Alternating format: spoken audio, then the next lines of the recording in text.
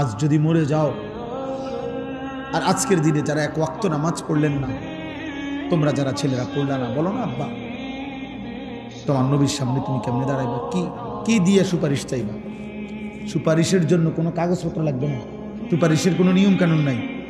আপনি বিড়ি খাইতে খাইতে ব্যস্ত যাবেন গা, আপনি সুদ টাকা গুনতে গুনতে ব্যস্ত চলে যাবেন। যার যা মনে চায় কোনো অসুবিধা নেই, কারোর জন্য কেউ আটকাবে না, কারো দুনিয়ায় থেমে যাবে না।